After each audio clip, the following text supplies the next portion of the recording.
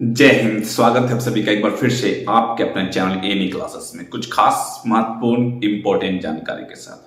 आज मैं आपको दो बड़ी अपडेट बताने वाला हूं। ठीक है, दो बड़ी अपडेट बताने वाला हूं जो कि आपके एग्जाम से रिलेटेड, आपके परीक्षा से रिलेटेड और आपके अध्यक्ष उपाध्यक्ष से रिलेटेड है और आपके सिलेबस से कुछ रिलेटेड है। ठीक है, तो चलिए पहली अपडेट क्या है कि पहली अपडेट ये है कि आपको टर्म 2 की तैयारी कर देना है स्टार्ट, क्योंकि टर्म 2 का जो है वो सिलेबस आ चुका है। ना ना ना ना ना, आपका नहीं, जो आप झारखंड एकेडमिक काउंसिल के हैं आपका नहीं, ये जो टर्म 2 का सिलेबस किसका, सीबीएसई वाले का। सीबीएसई वाले का टर्म 1 का एग्जाम हो चुका है और टर्म 2 का उनका मॉडल पेपर जारी कर दिया गया है। टर्म 2 का उसका सिलेबस जारी कर दिया गया है। टर्म 2 का उसका सैंपल पेपर जारी कर दिया गया है, क्योंकि उनका जो एग्जाम है टर्म 2 का वो मार्च अप्रैल में लिया जाना है। अब वो भी क्या, सब्जेक्टिव लिया जाना है। ठीक है, और सीबीएसई को देख करके आपका भी जो है टर्म 1 टर्म 2 में डिवाइड कर दिया गया था, लेकिन आप लोग जो बेसब्री से इंतजार कर रहे हैं टर्म 1 का और टर्म 2 का भी, आपका कुछ नहीं होने वाला है, क्योंकि आपका तो अभी टर्म 1 का भी एग्जाम नहीं लिया गया है, तो टर्म 2 का तो दूर की बात है। लेकिन आपको टर्म 2 की पढ़ाई करना शुरू कर देना चाहिए। ठीक है, टर्म 2 की पढ़ाई शुरू करेंगे।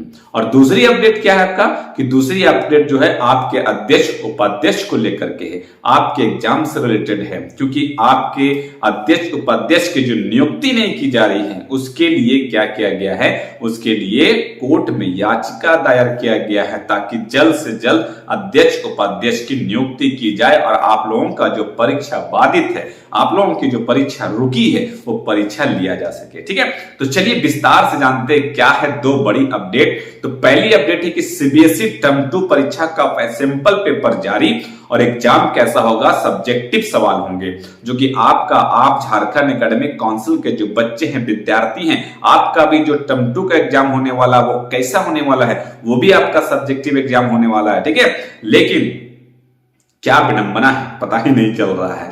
ठीक है, सीबीएसई ने 10वीं और 12वीं टर्म 2 परीक्षा का सैंपल पेपर जारी कर दिया है। अब बोर्ड ने टर्म 2 परीक्षा को लेकर कई बदलाव किए हैं। जारी सैंपल के आधार पर टर्म 2 की परीक्षा 2 घंटे की होगी, वहीं ऑब्जेक्टिव की जगह सब्जेक्टिव प्रश्न पूछे जाएंगे और 10वीं के विद्यार्थियों को विषयवार 40 अंकों के प्रश्न पूछे जाएंगे और वहीं 12वीं के साइंस, आर्ट्स और कॉमर्स के विभिन्न विषयों की मुख्य परीक्षा 40 अंकों और प्रैक्टिकल परीक्षा 35 अंकों की होगी। अब बोर्ड की ओर से जारी निर्देश में बताया गया है कि टर्म 2 परीक्षा में टर्म 1 की तरह मल्टीपल चॉइस क्वेश्चन नहीं पूछे जाएंगे। ठीक है, और प्रश्न पत्र में अंक का विभाजन भी टर्म 1 की तरह नहीं होगा। मतलब कि टर्म 1 का जो एग्जाम हुआ है उससे बिल्कुल अलग है सीबीएसई का पैटर्न, ये कहा गया है। अब मार्च अप्रैल में होगी टर्म 2 की परीक्षा और टर्म 2 की परीक्षा कब होगी, मार्च अप्रैल में होगी, और ये ले लेंगे मार्च अप्रैल में, है ये ले लेंगे, क्योंकि टर्म 1 का परीक्षा इनका हो चुका है और टर्म 2 का भी ये एग्जाम ले लेंगे। इसमें कहा गया कि 10वीं के मुख्य विषयों के क्वेश्चन का पैटर्न जो भी वो दे दिया गया है। क्या है, साइंस के क्वेश्चन पेपर में 40 अंकों के लिए 15 प्रश्न पूछे जाएंगे और प्रश्न पत्र का 3 हिस्सों में बांटा गया है। 15 में को 3 में से बांट दिया गया है, 5-5 करके बांट दिया होगा।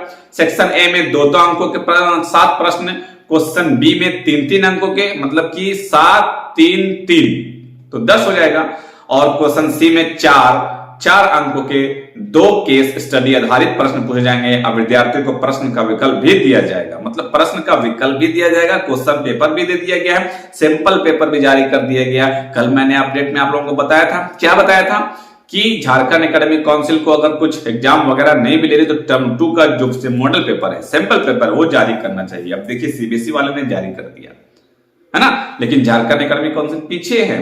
और इसमें जो आपका यही है 12वीं क्वेश्चन का पैटर्न, क्या है 12वीं का, ये देख लीजिए कि साइंस, आर्ट्स और कॉमर्स के मुख्य विषय की परीक्षा 40-40 अंकों की होगी और साइंस संकाय के विषयवार परीक्षा के पेपर 12 प्रश्न होंगे और पेपर के 3 खंडों में हल करना होगा। ठीक है, 3 खंड में, मतलब कि 10 वाले के लिए भी और 12 वाले के लिए भी, कितने 3 खंड में बांट दिया गया है और 3 खंड में आपका जो क्वेश्चन पैटर्न वो 40 कर दिया गया है। ठीक है, मतलब कि जो झारखंड एकेडमिक काउंसिल है वो भी सेम पैटर्न सीबीएसई से ली है, बस पैटर्न लेती है।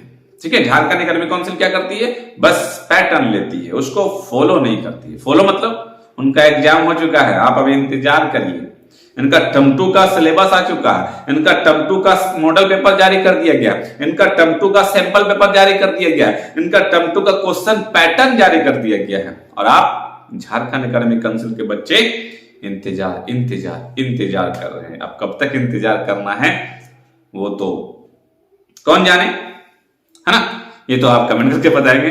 तो चलिए, ये था आपका मतलब कि पहला जो है कि छात्रों को नए क्वेश्चन पैटर्न का कराया जाएगा अभ्यास। अब उनका अभ्यास शुरू हो चुका है और आप अभी इंतजार करें। दूसरा है, ये जो है ये थोड़ा मतलब कि अच्छा है, ठीक है ना।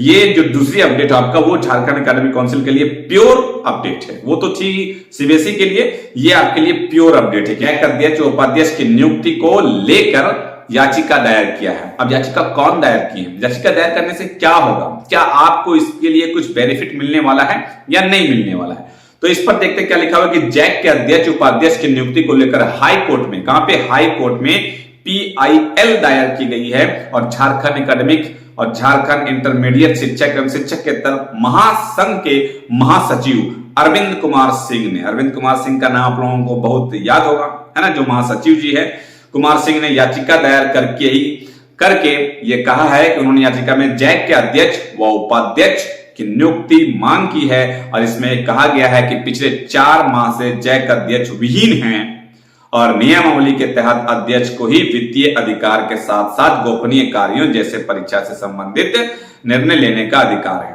अब यहां पर देखिए 2 चीज है यहां पर। अब इनका जो याचिका दायर करना है, इनका एक अपना बात भी है। क्या बात है अपना, कि जितने भी शिक्षक वहां पर हैं जो जैक में कार्यरत हैं, तो उनको जो वित्तीय मतलब कि उनका जो सैलरी बनेगा तो उनके मतलब कि सिग्नेचर पर, और वही वहां पे देते हैं कौन, अध्यक्ष उपाध्यक्ष। तो उनको नहीं मिल रहा है। क्यों नहीं मिल रहा सैलरी, क्योंकि अध्यक्ष उपाध्यक्ष है नहीं, तो सैलरी उन लोग को मिलने में परेशानी हो रही है।